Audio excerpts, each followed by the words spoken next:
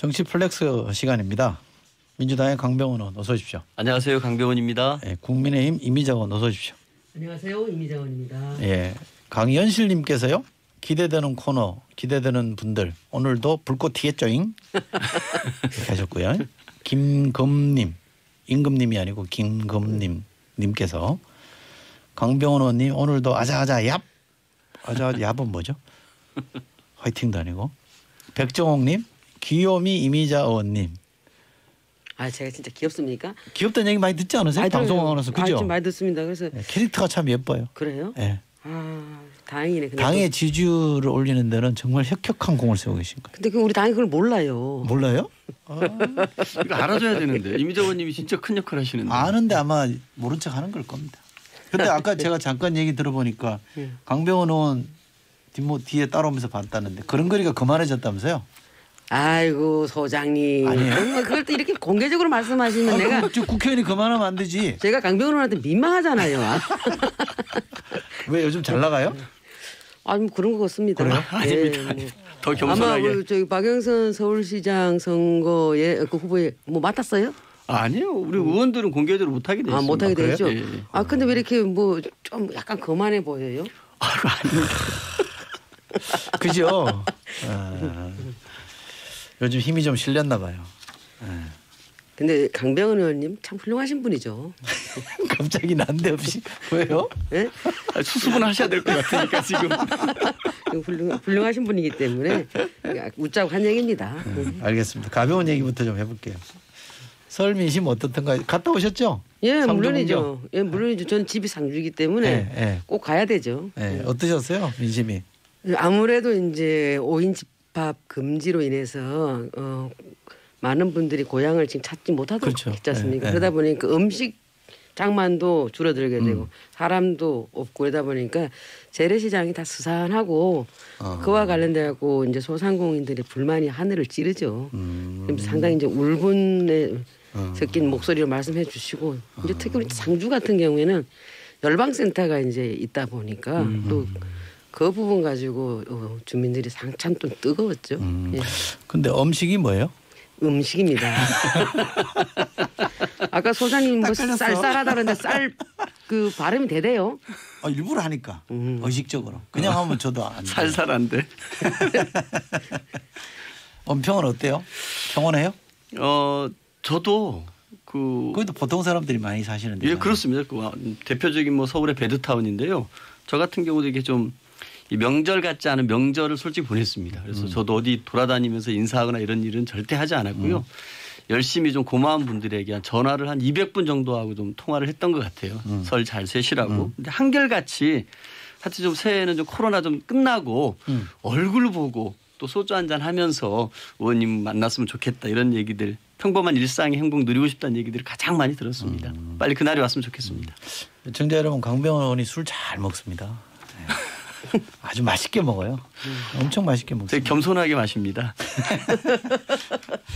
자, 4차 재난지원금 좀 다뤄볼 텐데 요즘 보통 사람들 서민들 살기가 많이 힘들잖아요. 관련된 문자가 와 있는데 하나씩 읽어주세요. 위에 거부터 우리 강병원 의원 읽으시죠. 예, 0674번입니다. 오늘 실업급여 신청 마지막 신청하는 날입니다. 좋은 직장 들어가고 싶군요. 따뜻한 봄날 오기를 바랍니다. 이게 민심입니다. 아시겠죠? 예. 고민 댓글은 이미자 의원님. 예, 6417님이 보내주신 문자인데요. 소장님 출첵 도봉동 봉제공장입니다. 소장님 출첵은 출근 체크라는 얘기인가요? 출첵. 예. 그렇죠? 공장 휴업한 지 한 달 만에 드디어 오늘 공장 식구들 11명 모두 모여 작업 시작했네요. 와. 그동안 일이 없어 한 달 쉬었거든요. 잘 참아준 공장 식구들 고맙네요. 모두 화이팅 하셨습니다. 박수 쳐드립니다. 축하드립니다. 여기 커피 안 쏩니까? 쏠게요. 얘기하세요. 직접 예, 얘기해. 소장님께서 커피 쏘신답니다. 다시 한번 박수. 두 분 다? 11명. 11명한테? 응, 11명이잖아요. 우리가 쿠폰을 한 분한테 하나씩 보냅니다. 그래요? 네. 요 0674번 서시는 분하고 6417번 서시는 분 두 분께 보내겠습니다. 그럼 나머지는 자판기 커피 드셔야 되겠네. 에? 11명인데 한 분에게만 쿠폰을 쏘시니까. 이거 어떻게 해야 되나? PD 표정이 안 좋아지는데 지금 난감해 하는데요. 재난지원금 얘기해 볼게요. 대체로 윤곽이 나온 것 같은데 이번에는 선별로 가는 겁니까? 이번엔 그렇지. 왜냐하면요. 오늘도 600명 넘는 확진자가 나오지 않았습니까? 여전히 영업 제한, 금지 10시까지 풀어졌습니다만 어쨌든 자영업자들이 마음껏 장사를 할 수 없는 상황을 행정명령을 통해서 강제하고 있지 않습니까? 저는 이런 상황이라면은 피해가 집중된 분들에게 보다 넓고 두텁게 하는 게 맞다. 그런 의미에서 선별 보편을 나눈다라면 선별이 맞고요. 근데 저는 이런 선별 보편 이런 양자택일로 자꾸 접근할 문제는 아니라고 봅니다. 무의미하다고 보고요. 이런 재난지원금이라는 것은 방역 상황 따라서 그리고 경제 상황 따라서 그리고 재정 여건에 따라 가지고 탄력적으로 사용할 정책이지 이거 가지고 논쟁하는 건 무의미하다. 하지만 지금은 여전히 행정명령으로 영업을 못하게 하고 있으니 시간도 제한하고 있으니 피해가 집중된 분들에게 넓고 두텁게 하자 이렇게 말씀드리고 싶습니다. 우리 PD가 결단을 내렸는데요. 11분에게 다 드리겠다. 아유 감사합니다 PD님. 복 많이 받으실 거예요. 저희 먹을 거 없어요. 근데 좀 뭐 듣기 싫은 소리가 될지 모르겠습니다만 선별하고 보편을 병행하겠다는 게 당대표 뜻 아니었어요? 또 꺾겠어요? 그거는 아니라고 봅니다. 저는 한치 앞을 못 내다보시네. 아니 저는 그건 아니고요. 이 보편이라는 것은 또 때가 있습니다. 어떤 때냐면요. 방역 상황이 안정이 됐습니다.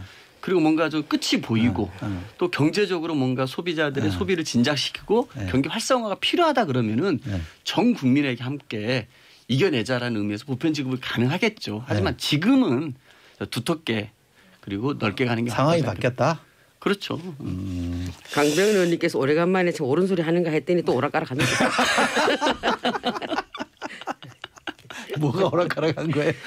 뭐 또 아까 또 앞부분은 좀 잘 간다 싶었더니 또 뭐 마지막 가서는 또 뭐 방역이 잘 되면 또 보편적으로 또 풀어야 된다라고 말씀하시는데 저는 이제 이런 말씀을 드리고 싶습니다. 우리 이제 사랑하는 애청자들께서 우리 대한민국의 사회보장 제도에 대해서 도대체 어떻게 돼 있길래 뭐 선별이니 보편이니 이런 말들을 하냐. 그래서 잠깐 이제 우리 애청자 여러분들의 이해를 돕기 위해서 간략하게 좀 말씀드리면 그래요? 네. 지금 그 우리 5천만 인구 중에서 비경제활동 인구가 있고 경제활동 인구가 있는데 비경제활동 인구 같은 경우에는 아무래도 이제 근로 능력이 없다 보니까 이분들에게는 생계, 교육, 의료, 뭐 또 저기 주거 이런 데서 기초생활수급 보장제도가 있어서 이 부분을 이렇게 해준다. 코로나 상관없이. 네. 그럼 이제 노인이나 아동들에게는 노인수당과 아동수당을 지금 지급하고 있고 단지 이제 그 경제활동 인구에는 임금 근로자가 있고 자영업자가 있지 않습니까? 그 사각지대가 이제 특권 노동자와 플랫폼 노동자 프리랜서가 있는데 이 임금 노동자 같은 경우는 4대 보험이 가입되어 있기 때문에 뭐 휴업을 하거나 휴직을 한다 하더라도 고용유지지원금이라든가 실업급여 갖고 되는데 이쪽에 이제 자영업자들 같은 경우는 4대 보험이 드는 사람도 있고 안 드는 사람도 있고 특히 또 이제 특권 노동자나 프리랜서라든가 플랫폼 노동자들 같은 경우에는 4대 보험이 가입 안 돼 있는 분들이 대부분이에요. 이제 이런 부분에 대해서 지금 이제 뭐 국가에서 전국민 고용보험 제도니 이런 걸 이제 하려고 하는 거 아니겠습니까? 그래서 이제 코로나가 오니까 가장 이 취약계층이 비임금 노동자 쪽에 자영업자하고 이제 특고 플랫폼 노동자들인 겁니다. 그래서 애시당초에 이제 비경제활동 인구나 이런 분들은 기존에 있는 사회보장 제도가 돼 있단 말이나 100% 만족은 없지만 그리고 이제 비경제활동 인구에서 경제활동 인구를 넘어올 때 국민 취업 지원 제도를 해가지고 50만 원씩 6개월 300만 원 이렇게 지원해주고 있는 제도가 있는데 그러다 보니까 자 그러면 어떻게 해야 되냐? 코로나19로 인해 가지고 가장 피해가 극심하고 사각지대가 아무래도 소상공인과 이제 특권 노동자나 플랫폼 노동자다 보니까 여기에 우선적으로 선별적으로 해서 지급해야 된다는 게 선별인 것이고 모든 그 뭐 저기 공무원 100만 공무원이든 100만 대기업 공공기업에 종사하시는 분이든 또 우리 기초생활수급 대상으로 해서 받고 계시는 분이든 모든 분들에게 다 주자라는 게 이제 보편적 복지라는 거죠. 그래서 이제 강 변호사님께서 말씀하신 대로 우선적으로 지금 현재 상황에서는 선별로 가는 게 맞다. 그런 겁니다. 강 변호사님께서 보건복지위원회라서 복지를 잘 하시는 분인데 의문의 일패를 대놓고 당하셨네. 아니 환노위에서 이렇게 좀 사회보장 체계라든지 전국민 고용보험 이런 것들을 굉장히 많이 논의를 하고 계십니다. 그래서 아마 맞습니다. 이미자 의원님께서 또 국민의힘에서는 대표적인 또 노동 문제 전문가시고 그런 쪽에 연구하시는 분이기 때문에 저보다 더 전문가십니다. 오늘 이 분위기로 가면 안 되는데 날도 추운데 제가 약간 강병원 의원에게 도발을 좀 해볼게요. 홍남기 부총리요 국회 답변하러 와가지고 여당이 뭐라 그러니까 뭐 송구스럽게 생각한다 그러고 야당의 의원이 뭐라고 하니까 아니 뭐 답변하지 않겠다. 에? 제 생각은 다 말씀드렸다. 그렇게 질문하지 마시라. 이게 뭐 하는 태도예요 이게? 참 이렇게 뭐 좀 홍부총리께서 좀 더 넉넉하고 여유로운 태도를 좀 보여주셨으면 좋았을 것이라는 생각도 듭니다. 근데 좀 한 나라의 경제부총리한테 예스 또는 노 한쪽만 좀 강요하는 것도 좀 너무하지 않습니까? 그래서 좀 충분히 홍 부총리가 본인의 좀 이렇게 그 재난지원금에 대한 얘기를 좀 말씀드렸는데 예 아니오로 답하시오 막 이런 식으로 몰아가는 것도 좀 문제가 있는 것 같아요. 저는 그 홍 부총리가 이제 추경에 관련해서 발언을 했는데요. 원래 이제 헌법이 규정하는 추경 본래 취지에 부합하는 원칙적인 얘기를 했습니다. 근데 저는 지금 이 상황은요. 국가가 빚을 안 지게 되면은 국민이 빚을 지게 됩니다. 그렇죠. 우리 국민이 계속해서 빚만 늘어나고 있습니다. 국가는 부자인데 국민은 가난하고 빚에 찌들려 있습니다. 저는 이 상황을 언제까지 우리가 용인해야겠습니까? 저는 과감하게 국가가 국가의 역할 재정의 역할을 저는 과감하게 해서 국민이 빚지고 벼랑 끝에 몰리고 정말 생계에 위협받는 상황을 좀 막는 게 필요하지 않느냐 이렇게 생각을 하고요. 그런 의미에서 어쨌든 재정 국간지기로서의 홍 부총리의 고민도 좀 여야 의원 모두가 좀 인정해 줬으면 좋겠습니다. 여당 의원이자 친문 핵심으로서의 고뇌가 좀 느껴지는데요. 그죠? 저는 좀 이렇게 생각해요. 뭐 강변호님께서 국가는 그래도 부자지 않냐라고 했는데 국가도 만만치 않습니다. 지금 뭐 국가도 부채가 천조를 육박해 가고 있는데 우선 이제 주경호 그 국민의힘 의원님과 그다음에 홍남기 우리 부총리께서 전부 다 기재부에서 맞아요. 근무하셨던 분들입니다. 그리고 예산통들이시고요. 맞아요. 그다음에 우리가 서로가 너무나 잘 압니다. 그죠? 너무나 잘 알고 룰도 잘 알고 있고 그다음에 재정 건전성에 대한 부분도 같이 고민을 되고 근데 이제 홍남기 우리 부총리께서도 나중에 이제 역사 앞에 후세에 또 평가를 받을 거 아니겠습니까? 네. 그럼 이제 여러 가지 이제 고민이 있으실 거예요. 본인이 개인적으로 이제 생각하는 분들이 있고 그다음에 정부에서 생각하는 분들이 있는데 이 부분에 대해서 이제 개인적으로는 보편적으로 이렇게 전 국민에게 지원하는 것은 원치 않는다라고 했어요 분명히. 근데 이걸 재차 3차 이제 묻다 보니까 확 짜증이 나는 거죠. 그래서 아마 이제 그렇게 얘기했던 것 같은데 너무나 서로가 잘 알기 때문에 일어난 일이다. 저는 이렇게 생각합니다. 네. 그래도 어쨌든 그 질문한 사람의 인격을 보고 대답하는 게 아니라 어쨌든 국회의원은 국민을 대표하는 사람이니까 국민을 대한다고 생각하고 겸허하게 해야죠. 그렇죠. 네. 권정인이 문자 주셨는데 우리 같은 프리랜서 지원 많이 해주세요. 힘듭니다 하셨고요. 양육비도 지원해 주세요. 자녀가 3명인데 애들 많이 먹죠. 그렇죠? 그렇죠? 식비 많이 들잖아요. 꼭 건의해 주세요 그러셨거든요. 이런 사정들을 좀 이해해 주시면 좋겠고요. 이민자원님께서도 여당의 4차 재난지원금 선거용이라고 보십니까? 좀 이제 여기서 좀 하나 안타까운 게 이런 겁니다. 제가 예결위 들어가서 이제 소위원까지 활동했지 않습니까? 네. 그러면 어차피 예산을 세웠을 때 이런 걸 좀 예측해서 미리 세웠다라면 좀 국민들도 예측이 가능하고 다 그렇죠. 예측이 가능한데 예산 세울 때는 코로나 백신 구입비라든가 아니면 소상공을 위한 우리가 재난에 관련돼서 지원을 해야 된다고 야당이 그렇게 주장을 했는데도 코로나 백신 관련돼서 아마 제가 이제 기억으로는 한 1,000억 정도 세운 것 같고 소상공에서는 겨우 3조 세워놨습니다. 아마 그때 당시에는 대통령께서 코로나 종식에 관련돼서 터널 끝이 보인다라고 말씀하셨기 때문에 아마 그 당정 간에 이 부분을 갖다가 뭐 알고는 있었지만은 세우지는 않았던 것 같아요 예산에. 이제 이걸 예산에다가 이걸 세우자니 야 그럼 방역 실패하냐? 간다는 얘기 아니야. 그리고 또 안 세우자니 또 추경은 불가피한 건데 근데 이건 이제 제 생각인 것이고 합리적인 의심은 이런 게 있지. 이제 정치공학적으로 보게 되면은 안 세우고 있다가 어차피 보궐선거는 작년에 알고 있었지 않습니까? 보궐선거를 할 때 이걸 갖다가 딱 내놔갖고 그때 그냥 풀겠다.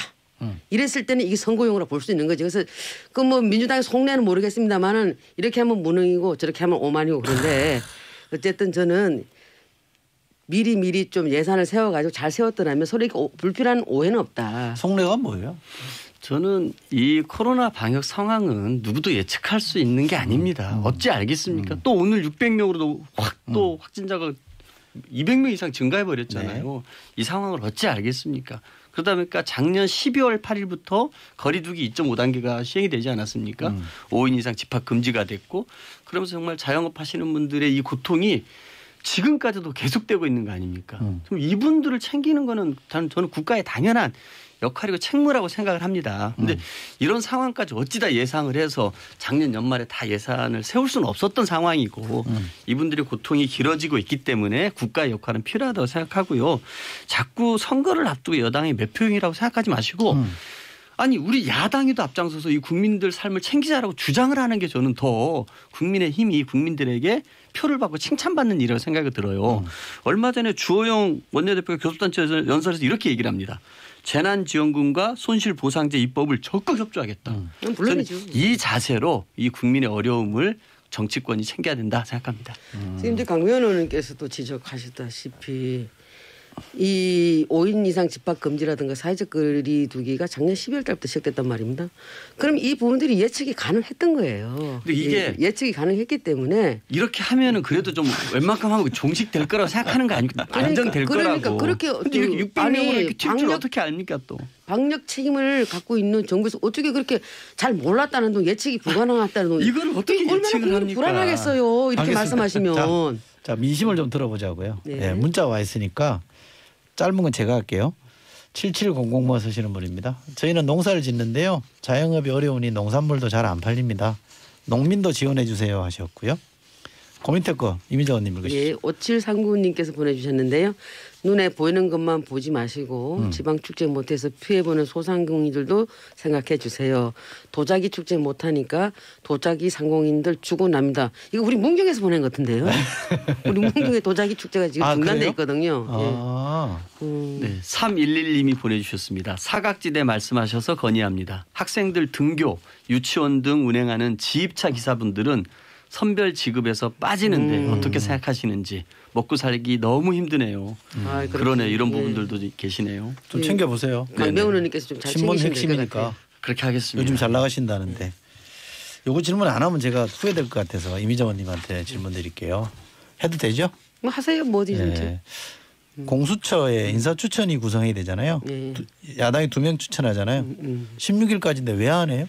지금 뭐 해야죠. 뭐 이제 법도 헌법에 부합된다고 합헌이라며요. 네. 헌법에 부합된다고 됐고 그런데 이제 다만 문제는 뭐냐면 김태년 민주당 원내대표랑 주호영 원내대표가 공수처법 통과될 때도 그렇고 서로 약속했던 부분들이 있었던 것 같아요. 네. 이를테면 이제 청와대 감찰반이 지금 4년째 지금 임명을 안 하고 있지 않습니까? 감찰관인가요? 감찰관. 그다음에 이제 북한 인권 관련돼 가지고 재단법인 이사를 선임하도록 돼 있는데 여기에 대해서도 지금 전혀 민주당이 움직임이 없는 거예요. 그래서 같이 동시에 좀 같이 하자라고 했는데 민주당에서 처음에 이제 이걸 했을 때는 하겠노라 해놓고 이제는 또 내몰라라 하니까 여기에 대해서 같이 하기로 했으면 약속을 지켜라라는 게 이제 주호영 원내대표 말씀이고 법이 정해져 있고 거기에 따라 그 부분에 대해서 가는 부분에 있어서는 해야 되는 거죠. 또 보탤 말씀 있어요? 저는 이렇게 좀 더 이상 좀 발목 잡게 하지 말았으면 좋겠고요. 헌재에서도 합헌이라고 했고 법에 규정된 겁니다. 이런 거를 우리 입법부가 지켜내야죠. 알겠습니다. 약속 좀 지키세요 민주당. 여당 국회의원에게 질문 드려볼게요. 이 손실보상하는 거요. 네. 하긴 하잖아요. 그럼요. 그럼 법은 어떻게 해요? 특별법으로 가요? 아니면 뭐 기존 법 개정하는 거예요? 일단은 감염법 예방법은요. 이 그 복지부 소관법인데 감염법 예방에 관련된 원칙과 방역조치 규정을 담고 있습니다. 여기에다가 하는 건 부적절한 것 같고요. 예, 소상공인법 같은 경우는 중기부 소관인데 네. 이 소상공인 지원 계획 등을 규정하고 있거든요. 네. 그래서 지난번에 그 박영선 장관 시절에 그 재난지원금 줄 때 3차 재난지원금을 222만 명에게 3조 원을 며칠 만에 다 지급한 경험이 있지 않습니까? 네. 그래서 이 법을 개정할 것인지 네. 아니면 별도의 특별법을 만들 것인지 좀 여전히 논의 중인데요. 아마 여야 간에 이 부분은 같이 공감대가 있으니까 잘 될 거라고 봅니다. 알겠습니다. 강수호님 문자 주셨습니다. 상반된 의견 내는 두 분 머리에 가르마도 다른 방향이시네요. 제가 오늘 바꿨습니다. 날카로우십니다. 자, 국민의힘 이미자 의원, 네. 민주당 강배원 두 분과 함께 정치 플렉스 진행했습니다. 고맙습니다. 감사합니다. 감사합니다. 예, 3부에 오겠습니다.